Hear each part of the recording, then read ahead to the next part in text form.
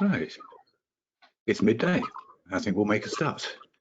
Hello everyone, and welcome to our webinar on leaseholders and build defects, and also to what is literally the 5th occasion that I've had to iron a shirt since March, so quite momentous. I'm Giles Peaker from Gold Solicitors, the housing team, and my colleague Jenny Evans will also be taking us through the webinar, also from the housing team. You will be able to download the copy of the PowerPoint presentation, and questions can be put in. You should have a questions tab on your webinar software display there, and questions can be put in there, and we'll come to as many questions as we can at the end. So what we're going to do is, first off, Jenny is going to take us through I suppose the whole issue of new build defects and why this is a particular problem for leaseholders. And then I'm going to turn to some of the, well, hopefully all of the potential remedies that leaseholders may have in order to either avoid the costs of having to put right the defects or to have the defects repaired. So first off, I will hand over to Jenny to take us through the problems. Thank you, Giles, and thank you to everyone who has joined us today. As Giles said, my name is Jenny and I'm a solicitor in the housing department here at Anthony Gold. And as Giles also said, I will be in the first part of this webinar examining exactly what the problem is that leaseholders face when we talk about build defects. And if you have any questions on my slides, then please do pop them into the questions tab, and hopefully we'll be able to get to these at the end. So going to my first slide. So what are build defects? The basic question here. Build defects are issues with the construction of the building. So generally we're talking about things like defective design issues, faulty workmanship, or the use of substandard materials.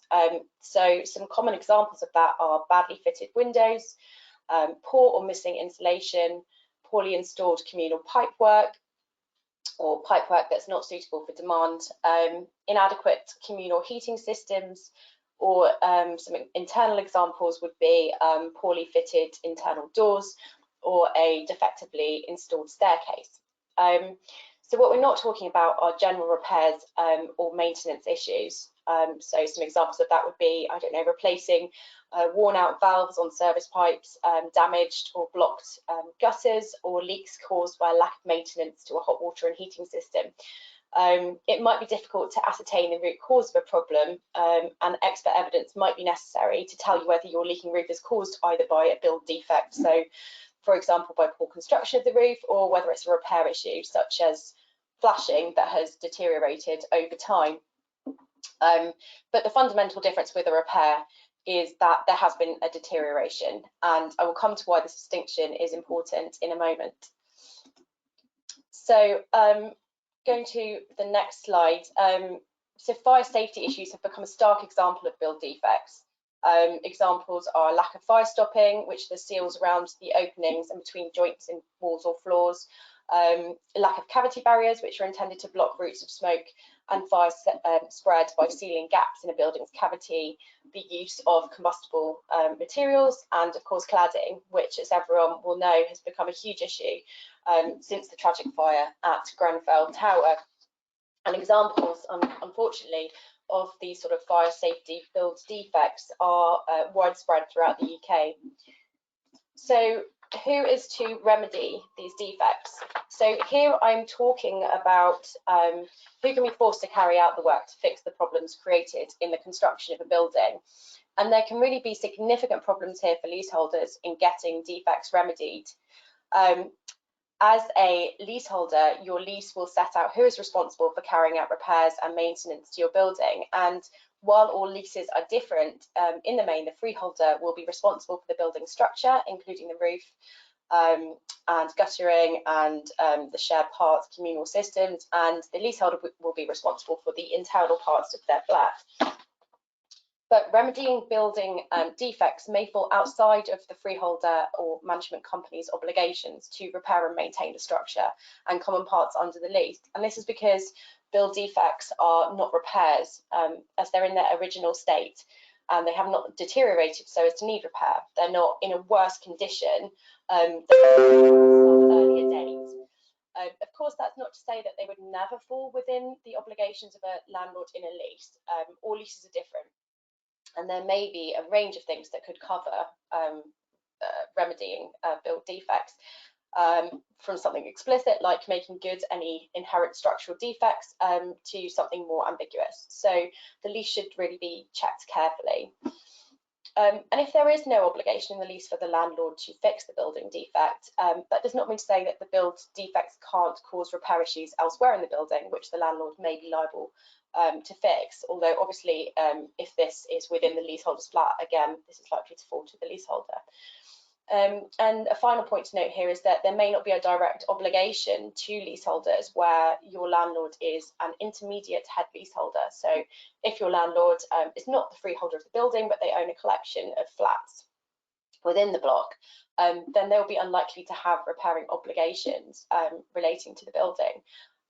You won't have a privity of contract between yourself and the freeholder to force them to carry out the works. That doesn't mean to say there are no options, but just not a direct contractual right here. So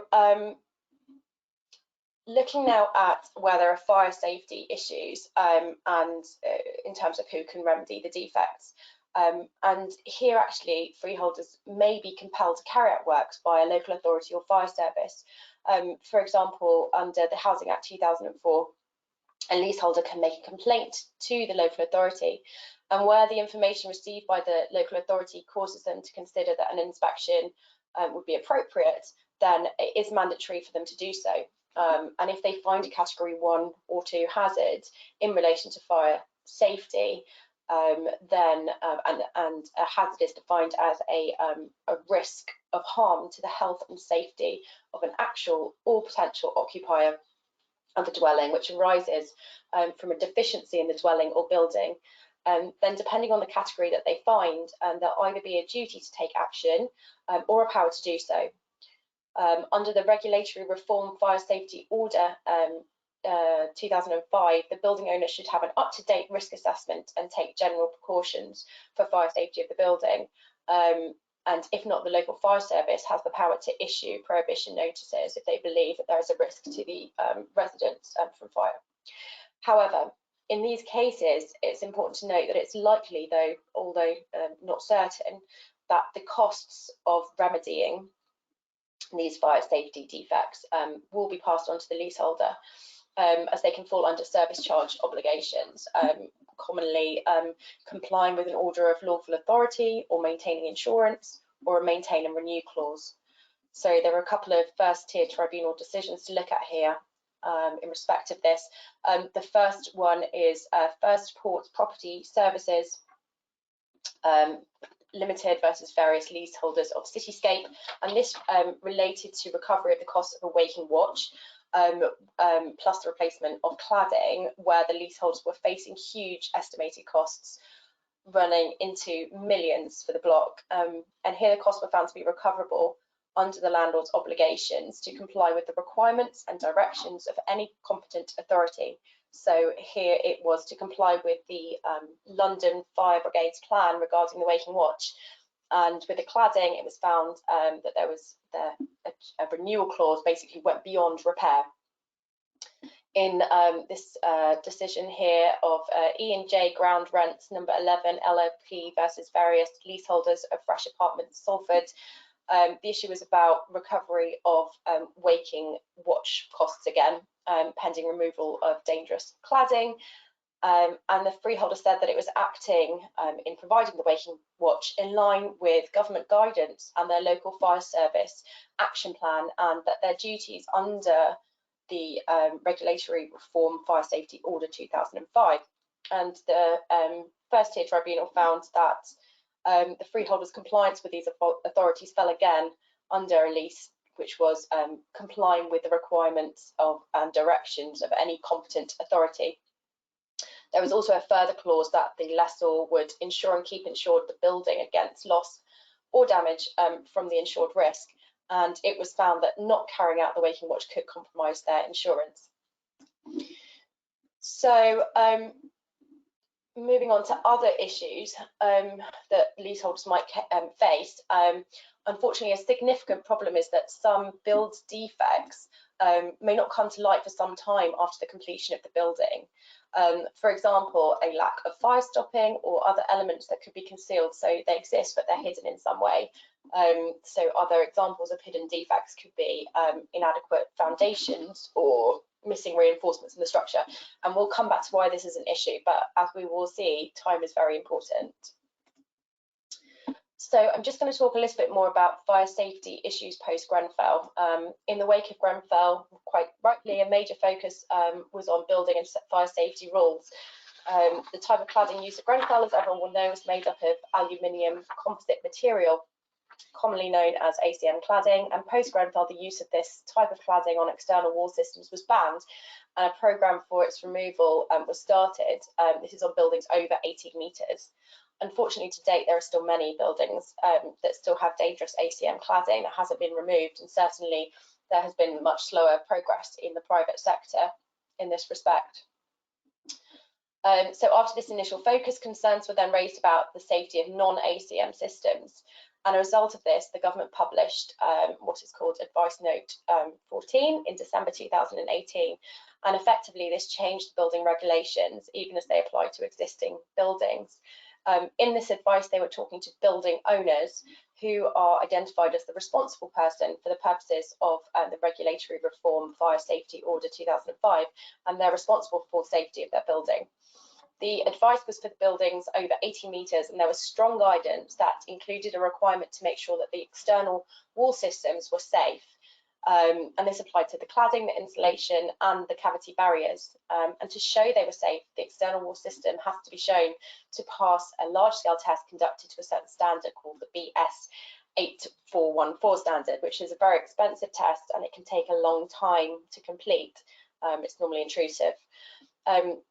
This was unless the building owner could show that the external wall system comprised only of materials of limited combustibility, and if this was the case, they need to show the materials were still properly installed and maintained. So Advice Note 14 applies to combustible materials on the exterior of blocks over 18 metres high. So there were likely to be many buildings which no longer met building regulations, or the block had never met the building regulations when they were built. A further advice note in January 2020 by the government extended this, the need of the building owner to manage the risk of external fire spreads to multi-storey blocks of all heights. They said ACM cladding under 18 metres also presented a significant risk, and action should be taken immediately.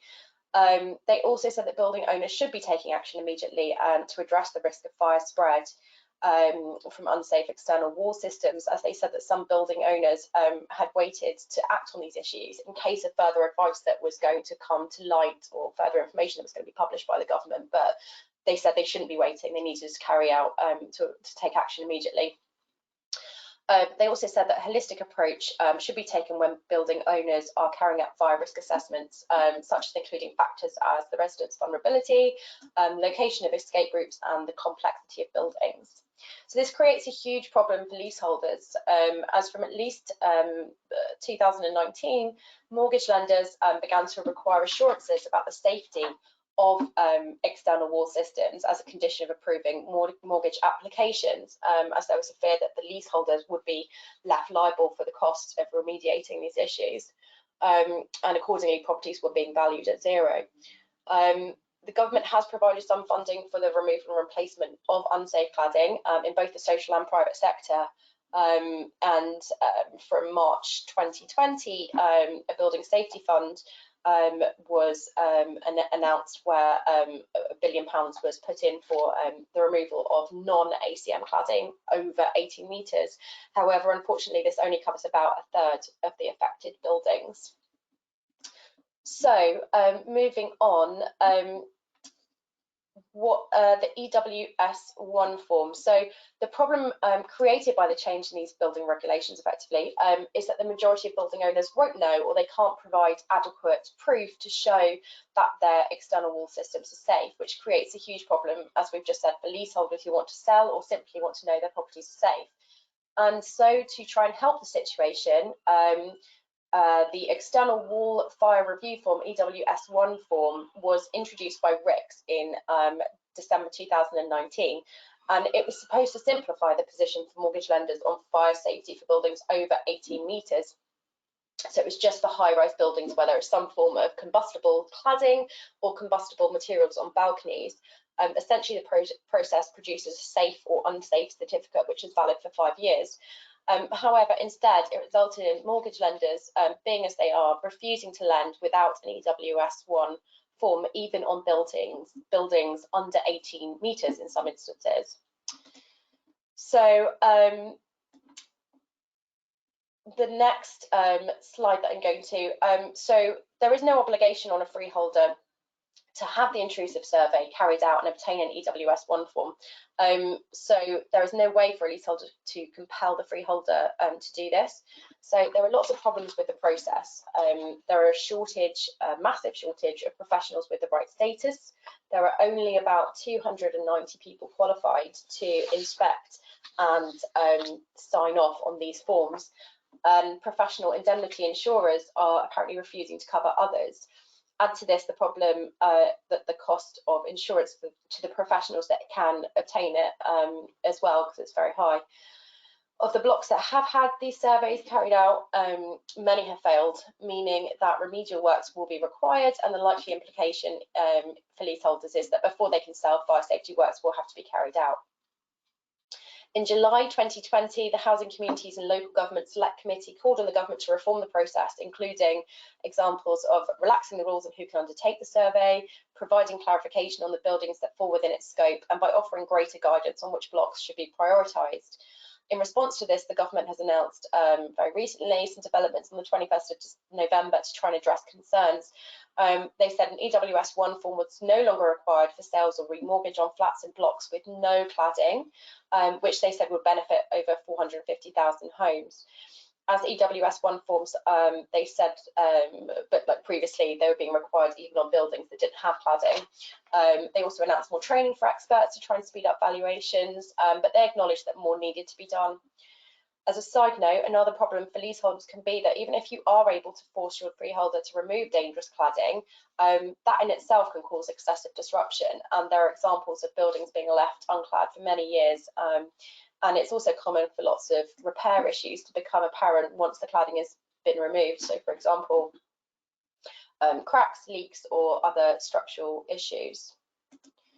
So the scale of this problem, as I'm sure many of you are aware, is now huge. There are many hundreds of thousands of leaseholders who have been affected, who are unable to sell or to remortgage their properties. And there really are so many heartbreaking stories about people trapped in their homes. For example, single people who want to start a family, when they bought their property, originally they didn't have a family, or they've started a family and they can't move to a bigger property, or a myriad of reasons, be it professional or personal, as to why people might want to move and they can't, and they don't know when they'll be able to. There are very limited options if you are desperate to move, perhaps selling to a cash buyer at a big loss, or subletting, but again, probably only with the approval of your lender. And if there are major works required, the leaseholders are potentially facing substantial costs of remedying defects. So what will the Building Safety Bill bring? This is a bill that is meant to bring a fundamental reform to building safety issues, especially in high-risk buildings. However, on a key and controversial point, the draft bill puts all of the costs to make a building safe onto the leaseholder. So the bill would allow landlords to charge leaseholders the cost of fixing historical defects, such as unsafe cladding. The government has previously repeatedly promised that that wouldn't happen, and that leaseholders wouldn't have to pay. And there is a lot of political pressure on this issue, so that may change. In Australia recently, the New South Wales government recently said that it would provide building owners with access to interest-free loans for use of rectifying unsafe cladding. So there are certainly alternative funding options which could be explored here in the UK. Also, as things stand, the bill does not extend civil liability of the building owner or developer. So on that rather gloomy note, I will now pass you to Giles, who will be going through the more helpful part of this seminar, hopefully, by looking at what leaseholders can do when they find themselves in this situation. Giles. Thank you, Jenny. Okay, so I want to look at leaseholder rights and remedies, and explore some of the ways in which leaseholders can hopefully protect themselves against some of the impacts of these issues. First off, and Jenny's already mentioned this, but I think this really has to be borne in mind constantly.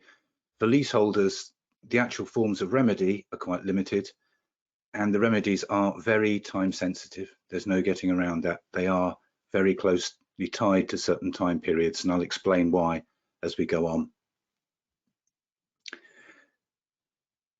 So what would leaseholders be seeking? Potentially to compel works to be carried out, but as Jenny said, this may be difficult depending on the kind of defect, the history of the building, the history of the ownership of the building, and the ownership structure of the building. It may not be possible to compel works to be done. A more likely option is to be looking to recover the cost of works. It's certainly more likely that, for instance, a freeholder would carry out works that it wasn't obliged to if it could actually recover the money safely from the leaseholders because they managed to recover it from someone else. Or in other situations, potentially it would be for the cost of the works from the freeholder themselves, and I'll come on to that. Potentially also damages, compensation for loss of amenity in the flat. At least for resident leaseholders, loss of amenity being, I suppose, your loss of enjoyment in the flat. That, like most legal terms, is misleading. It doesn't literally mean you enjoy it, but it does mean your ability to use the flat in a way that would be expected. And potentially also special damages, damages for loss of belongings or additional expenses incurred due to the defects, and for non-resident landlords that might include potentially loss of rental income.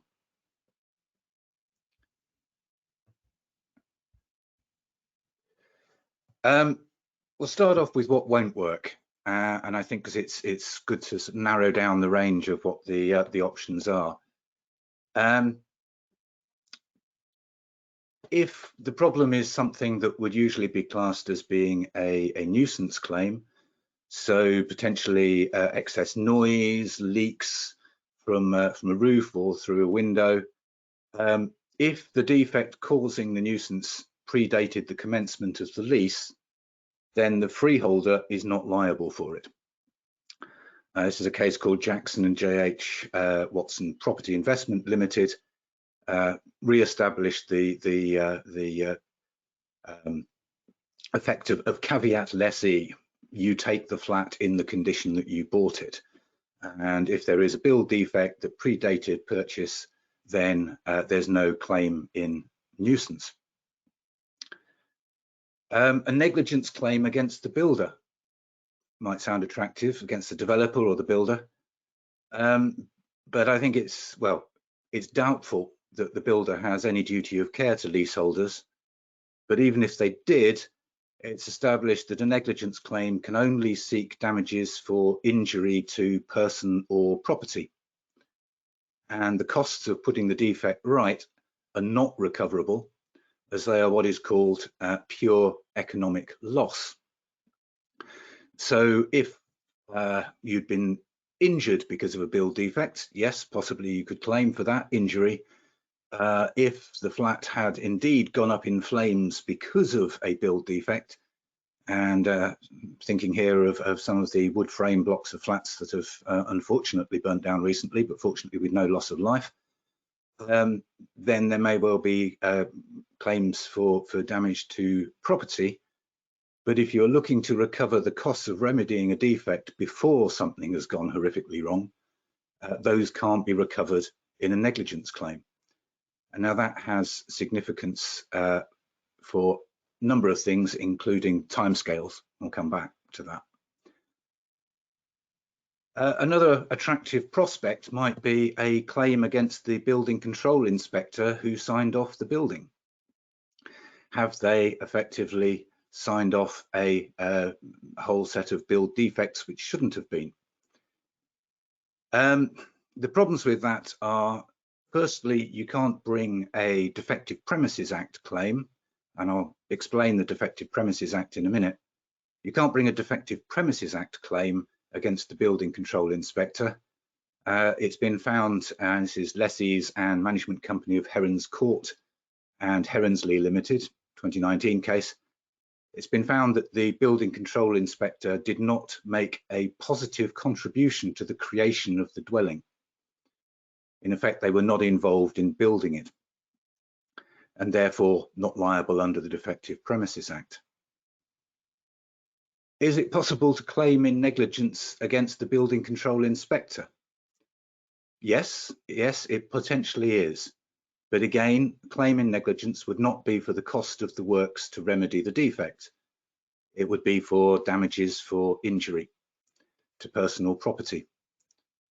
And even then, in quite an extraordinary case, Zagora Management Limited and others, and Zurich Insurance PLC and others, excuse me, a claim was dismissed against a building control inspector, where the building control inspector had actually admittedly signed off works that hadn't even been done yet, on the basis that no duty of care was established because the leaseholders hadn't relied on the building completion certificate when they purchased.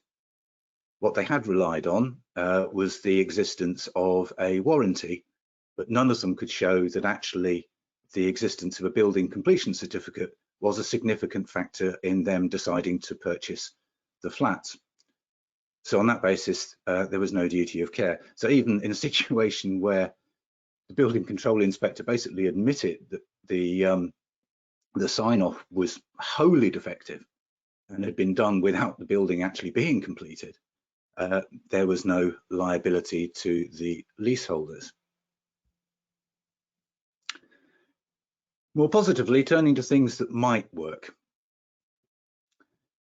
It is possible for the freeholder to bring a claim against a builder or developer, assuming that they're still in existence and that they are worth claiming against, either in contract or under the Defective Premises Act 1972. And we'll have a look at both contract and the DPA in more detail in a moment. However, the freeholder has no obligation to leaseholders to engage in litigation. So in terms of costs that the freeholder might want to pass on to leaseholders, they can't pass on any costs that they could, for instance, recover under insurance. They can't, in effect, double claim for costs where they've had a contribution from the builder or developer. But that obligation to not sort of double count or to not charge leaseholders for costs that could be recovered otherwise doesn't extend to the freeholder having to bring litigation. I'm waiting for the freeholder to engage in discussions with the builder or the developer, particularly as leaseholders often won't know what's going on in those discussions. Basically just runs down time. And again, time is a problem. Furthermore, any litigation, and indeed any settlement of that litigation, would be completely outside of the leaseholder's control. If the freeholder was going to bring such a claim, it would have to be within 6 years of the completion of the building, or potentially 12 years if the contract for the build is in the form of a deed. That is, effectively, it's signed and witnessed in the form of a deed. So what are the options for leaseholders? The first is a potential claim in contract. If the lease was bought off plan, and that's before completion of the building, there may well be something variously called a sale agreement or an agreement for a lease. And often, not always, but often, those include a commitment by the seller or the freeholder to complete the dwelling to a good standard, or according to plans, or according to building regulations, or something along those lines. The clauses vary, but those are not uncommon ones. Now, this is usually provided at the exchange of contracts stage. So usually while the property has not yet been finished, contracts are exchanged, and then you'll go on to complete on the lease once the property has been finished. But this, because it's provided at the exchange of contract stage, is actually a contract. It's effectively part of your contract to buy the property. So there is a potential claim by the leaseholder for breach of contract if the building is not finished to a good standard or according to plans or whatever the relevant clause says. And as a contract claim, there would be a claim for damages to put the claimant in the position they would have been if the contract had actually been performed, and consequential damages. So that would again be the cost of putting the defects right, and any losses that have followed on to the leaseholder from that. Well, not any losses, but some losses which have followed on from the leaseholder from that. The time limit for a contract claim, and this means the time limit to issue it at court, unless a claim has actually started and unless you've actually managed to enter into a limitation agreement with the other side. The time limit for a contract claim is 6 years from the breach of contract, and that would effectively be the completion of the building with the defects. So basically 6 years from the point that the building is finished. Now, the other main option for leaseholders is the Defective Premises Act. Section 1, Defective Premises Act 1972. And here is Section 1, which sets out that there is a duty on any person taking on work for or in connection with the provision of a dwelling to see that the work is done in a workmanlike or professional manner with proper materials, so that as regards that work, the dwelling will be fit for habitation when completed. That's the key test. As regards that work, the dwelling will be fit for habitation when completed. Now, that duty applies to anyone building the dwelling and extends to the person or the body for which it is being built. So the claim could be brought against the builder, developer, or potentially against the freeholder if they had building constructed for them, or potentially an architect. So there's a range of potential targets under the Defective Premises Act, which may include the current freeholder if they had the building constructed for them. Otherwise, it will be the original developers, builders, potentially architects, depending on the nature of the defect and whether that was built into the architect's plans. And the duty is owed to anyone who acquires an interest in the dwelling being the flats here. So both the initial leaseholder and any subsequent leaseholder within the time limits. And the duty also extends beyond the dwelling itself to other parts of the building that would affect occupation of the dwelling. So the structure and the communal parts, if that affects the occupation of the dwelling as a residence. So a case we'll see in a moment, Rendlesham Estates and Bar, it was things like the balconies, balcony access ways were in such a condition as to present hazards for coming in and out of the building. The support to the foundations was inadequate, causing potential subsidence and damage to the structure of the building, which would also affect the flats, as well as issues inside the flats like unfire safe partition walls and doors.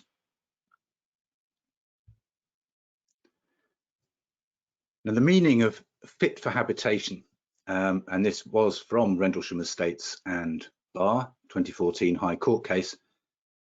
In that case, it was found that what that means is that the dwelling must be capable of occupation for a reasonable time without risk to their health and safety of the occupants, and be capable of occupation for a reasonable time without undue inconvenience or discomfort to the occupants. So that doesn't mean that it's literally unoccupiable. It means you can't occupy it without there being a risk to health and safety, or without it causing you inconvenience or discomfort. And again, this includes the common parts, so far as they affect the occupation of the dwelling. Another one of the issues in Rendlesham Estates, for instance, was a lift which broke down with, I quote, monotonous regularity, which was found to cause undue inconvenience and discomfort to people who had flats on the upper floors of this block. Not on the first floor, but certainly on the upper floors. This was undue inconvenience and discomfort, even if it didn't immediately impact on the flat itself. So under the Defective Premises Act, you could be looking at a claim for the costs of the remedial work, damages for loss of amenity in consequence of the defects, special damages for losses and additional costs, or potentially in some circumstances a lump sum for the loss of value in the property as an alternative. But that would effectively be in a situation where the flat had more or less been given up, or had to be sold at a loss, or there was no possibility of the defects being remedied such that the value of the flat could be recreated.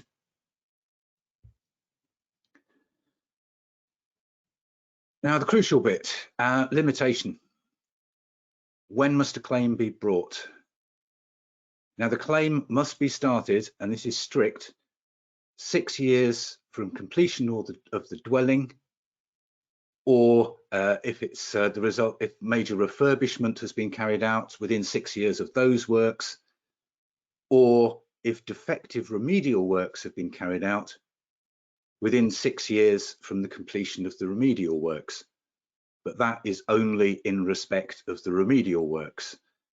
It's a recent case, Sports City 4 Management and Others and Countryside Properties 2020, where the original defects were out of limitation. There had been some attempted repairs to remedy the defects, which were also not well done. I think this was the management company in this instance, but brought a claim for under the Defective Premises Act, effectively for both the defects to the remedial works and the original defects. And the High Court basically said you can't claim out of time for the original defects. You are limited to a claim for the problems with the remedial works themselves.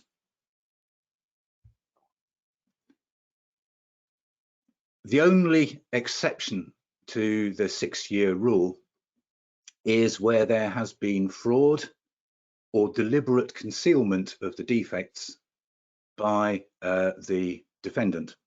So say you are going against the builder or the developer, that they have effectively taken steps to deliberately hide or knowingly misrepresent the existence of the defects.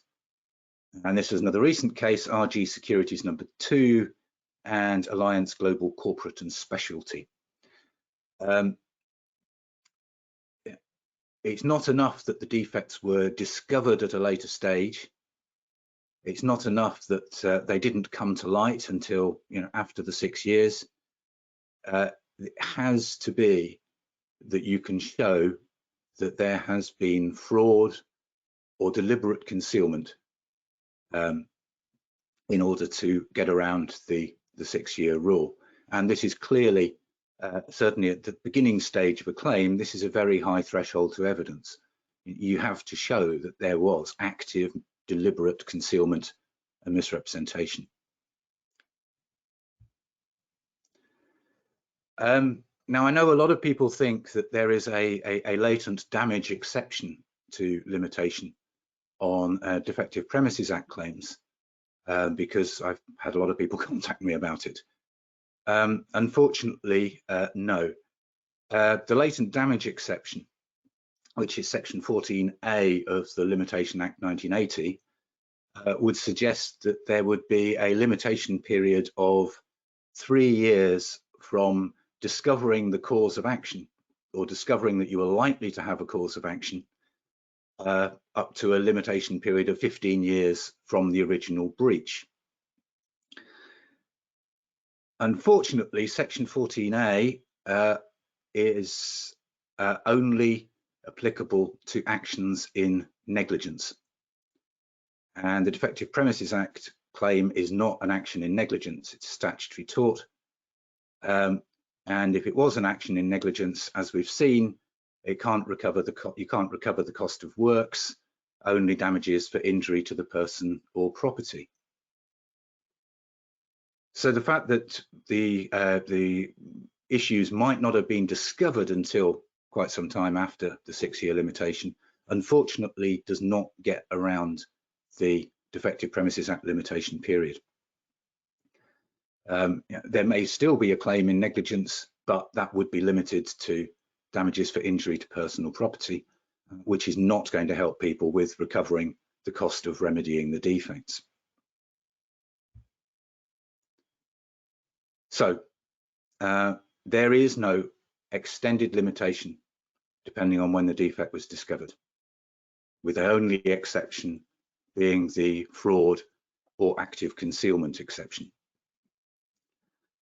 There might even be, even with negligence claims, there might be an additional problem, particularly for cladding or ACM cases, where the argument may well be that people knew or ought to have known that they had a cause of action very shortly after the Grenfell fire, and therefore limitation, this 3-year period, may well have expired in July this year. That's obviously going to depend on specific facts, but I've seen it mooted that this argument could be raised as a limitation defence.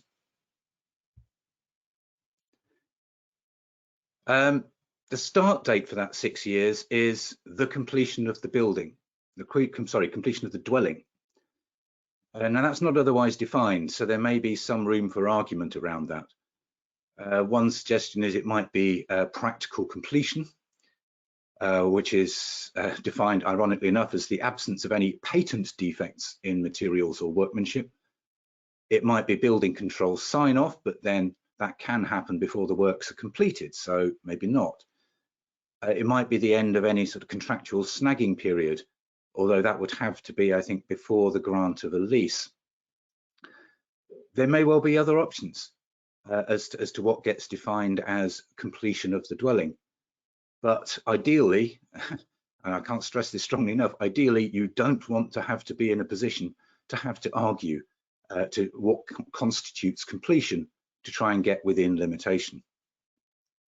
It can be done, and there are options, but you really, really don't want to go there unless you absolutely have to. And this 6 years limitation would also extend to cladding and fire safety claims if brought under the Defective Premises Act. Now, these could also be difficult claims where the specific issues have arisen from changes in the building regulations. We saw Jenny explained Advice Note 14 did effectively change building regulations for existing buildings, which is not the usual way that they work.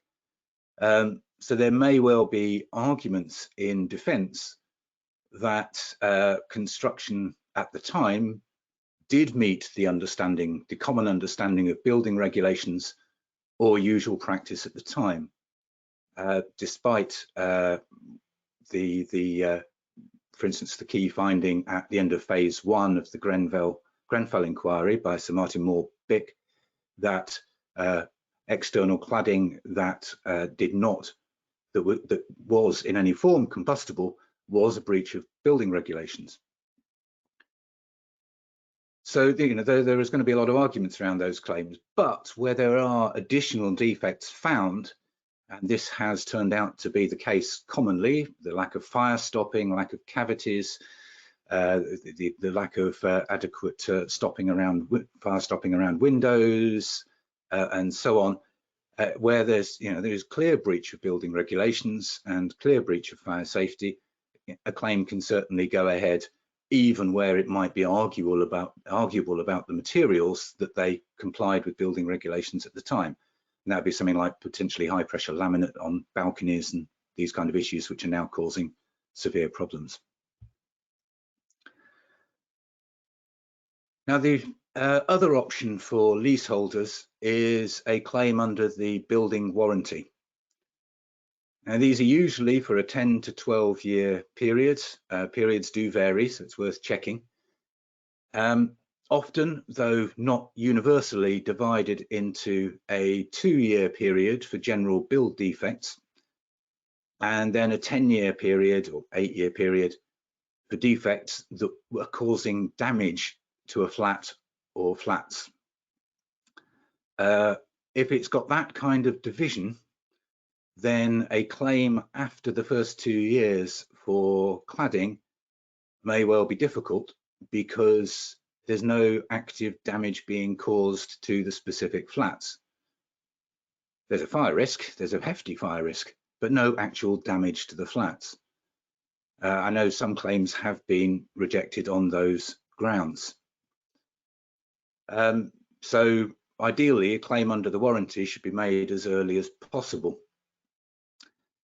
Some claims under warranties have succeeded. I'll come back to that in a second. I've also been told that NHBC, who is one of the major warranty providers, are apparently refusing claims where cladding claims in particular, where NHBC did not carry out the building control inspection and sign off by its other wing. NHBC also a privatized building control body. I'm not entirely sure that would stand up to a legal challenge, and I have little doubt that one would be currently underway or will be underway shortly. But that does appear to be their current stance. Unless they approve the building, they're not taking liability for it under the warranty. I don't think that's tenable, but that seems to be what they're saying. And unfortunately, some warranty providers have gone bust. For instance, in Zagora Management and Zurich Insurance, the claims against the warranty provider were successful, and even more successful when it went to the Court of Appeal, where arguments about the limits of insurance liability were heard and again decided for the leaseholders. So the warranty provider was on the hook for a very, very, very large sum of money as a result of that claim. It was some 30 or 40 leaseholders. The entire building had been appallingly constructed. It had been utterly unoccupiable from the start, condemned as a major fire risk, so on and so on and so on. The warranty had shortly, I think in the course of the claim, been transferred from Zurich Insurance to East West. East West, which then held the liability, has now gone bust. So the warranty provider market is shrinking. So I have to say, warranties are a potential claim, and it's always worth looking at. Again, one does tend to get drawn into endless discussions with the warranty provider, which again runs down time. So I think time limits need to be very cautiously looked at. But a claim against the warranty is certainly potentially possible. It's going to depend on the terms of the warranty, and it may still end up in court depending on the warranty provider's response. For leaseholders as a whole, then, there are limited means of recourse. And the advice is, and I say this having seen many people who've been wrestling for years with their freeholder, their housing association, their landlord, is don't get sucked into endless disputes with the freeholder or the warranty provider and let those key dates go by. If there are known build defects in a building completed less than 6 years ago, seek legal advice urgently, and certainly preferably a good few months before this likely 6-year deadline. Thoroughly unhappy with the present situation. Leaseholders are put in a terrible position in terms of civil liability for a lot of build defects. I don't know whether the draft building safety bill, well, the draft building safety bill didn't change that. It made things worse. It made leaseholders clearly liable for building safety costs. My understanding from various sort of whispers is that this may change in the building safety bill when it is presented. There may possibly be a fresh address to civil liability of the builders and developers. But these are whispers and rumours, so I wouldn't put any reliance on them whatsoever. What is certain is that it does need addressing, and it does need addressing on the scale of legislation. After all, safe homes are vital for everyone. And that's where I'll finish, and we'll try and deal with some questions. Jenny, are you there? Slim. As if by magic. Right. So, yeah, there were a couple of questions about why. So there's a lot of questions. So I don't think we're going to be able to get through all of them, but we'll try our best to answer some of them. So yeah, there are a few questions about why the 6 years was important, and I think Giles has now really covered that, talking about the limitation. So hopefully that's answered the question. There was a question, let me just get back to it. Here we go. So how common is it for leaseholders in recovering their legal costs in successful cases against developers? The usual rule is that the loser pays the winner's fees, and so in those kind of cases you should be awarded your costs. As you've said in your question, the expense is often prohibitive, and you know, getting there in the first place is going to be the problem. So what you really want to look for is a solicitor that can take on your case on either a no-win, no-fee basis or a no-win, lower fee basis, which we can do here at Anthony Gold in the right sort of cases if they're suitable, as an option. Giles, you got anything else? Yeah, I'd also suggest, I mean, one of the things that's come out of the cladding crisis, which I think is a very good thing, is that leaseholders have been getting organised into groups, and there are groups in a lot of buildings. And I think in terms of looking at bringing a claim, it's a very good idea for people to be organised in groups, to be able to share legal advice, to be able to potentially share some of the costs of bringing a claim, even if it's potentially done under a no-win, lower fee basis, and to particularly be able to deal with all of the issues of watching the flats. So I think working as a group is a very good idea. Yeah, so thanks, Giles. Slightly linked to that, in terms of the leaseholders acting as a group. There's another question which asks rather, any suggestions for dealing with the problem where a landlord is not obliged to do the works, but they agree to do it if all of the leaseholders contribute, but only one or two of the leaseholders are unwilling to do so? I would have thought in that situation, ultimately, if there is no obligation on the individual leaseholder that is refusing, then it's going to be very tricky to get them to cough up. Giles, have you got any other thoughts on that? Sorry, I was quickly ripping through the questions. Can you quickly recap? Sorry. Yeah. So, any suggestions for dealing with a problem where a landlord's not obliged to carry out the works, but agrees to do so if all the leaseholders contribute, but one or more is unable to or unwilling to? Just saying, okay, unless there's an obligation on that individual's lease, in service charge payment, I can't see that there is much you can do about it other than agreeing that you're all going to take the cost, the hit, and these other people don't, which is a bit unsatisfactory, but I can't really see a way around that. No, I think that's extremely difficult unless it's either an obligation on the freeholder to do these works under the lease, or an obligation on the leaseholders to pay for them under the lease. There's no real way to compel everybody to chip in effect.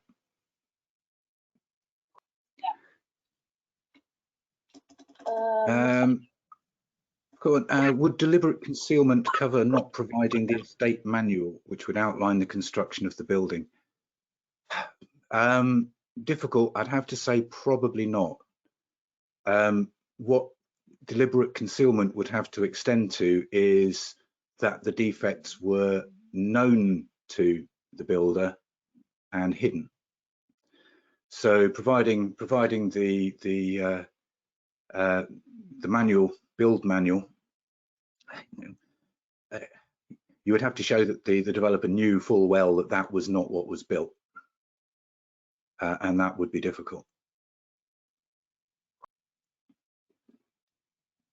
Yeah.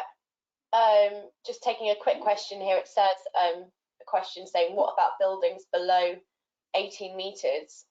If you're talking about fire safety issues in terms of the external wall system, then as I said, that since January 2020, the guidance now is that that these buildings also need to be addressed as well. So under 18 meters is also to be addressed. So that's just a quick answer to that one. Yes, I mean, I think certainly all of the remedies we considered would apply to basically any building. It's not height dependent. How much do recent revelations around the non-compliance of certain materials like Kingspan, very topical, probably more coming out today, either help or hurt these types of claims? That is going to be interesting. It's going to be very interesting. I think the kind of evidence that seems to have been coming out of the inquiry about Celodex and Kingspan could potentially the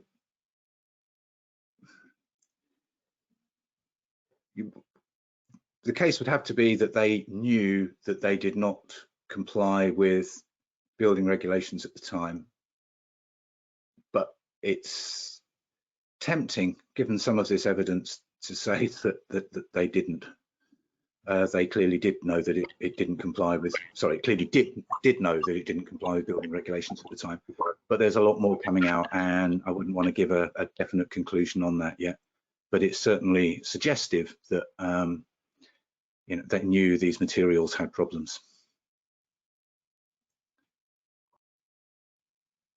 And we have EPS, missing fire breaks, compartmentalization.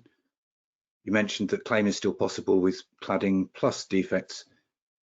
Can I expand on that? Well, yeah, I mean, it's quite possible that there will be a claim just for the cladding. As I say, cladding though may get difficult, or you know, something like HPL laminate on balconies or walls, that may get difficult around the issue of whether it, you know, complied with building regulations at the time it was put on, because if it did, then that would be using materials and reasonably professional standards for purposes of Defective Premises Act. So, you know, there's no one size fits all answer for claddings or exterior materials, but where there are other defects, missing fire breaks, compartmentalization, and so on, you know, those are clearly defects, clearly breach of building regulations, and would clearly, I think, amount to a potential Defective Premises Act claim.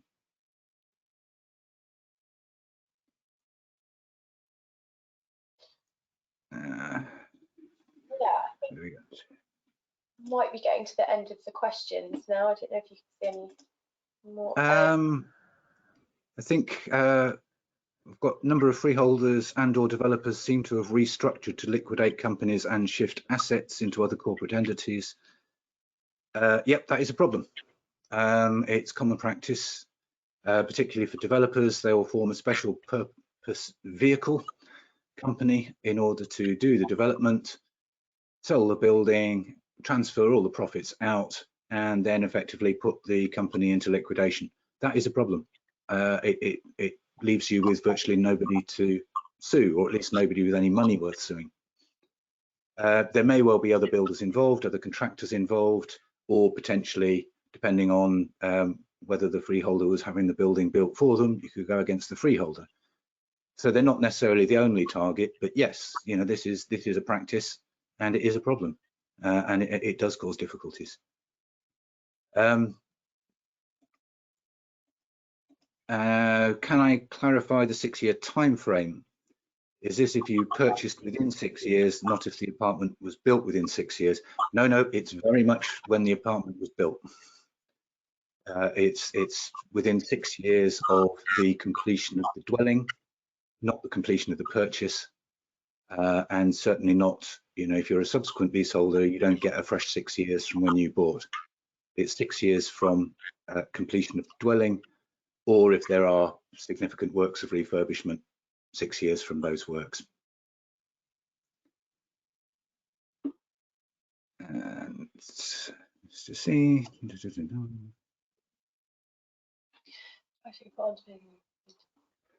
Right, I think there's a few with some very specific problems that I don't think I can really advise on without actually seeing a lot more detail.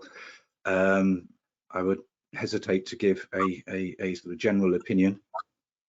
Got one just as what's the best approach building management to taking their time applying for the NHBC grant?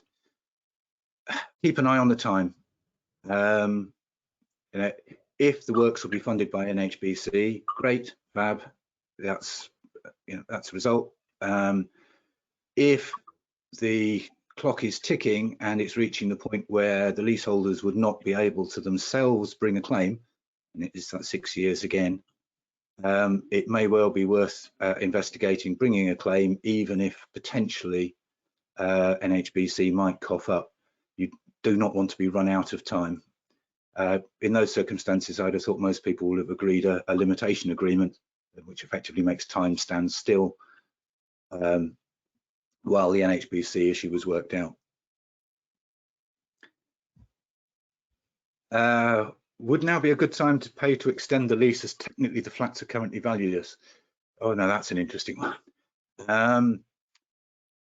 I know some shared ownership leaseholders have been basically approaching the housing associations suggesting just that they want a staircase, while at this point, even though there's no EWS1 and the valuation is extremely low, housing associations have simply refused to let them staircase.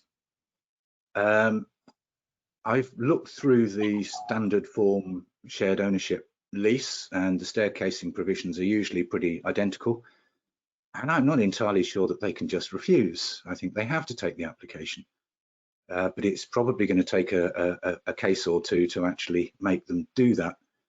But of course, there is the problem of actually getting any necessary mortgage funds for staircasing or lease extension while there's no EWS1 and there's a sort of blight on the value of the flat.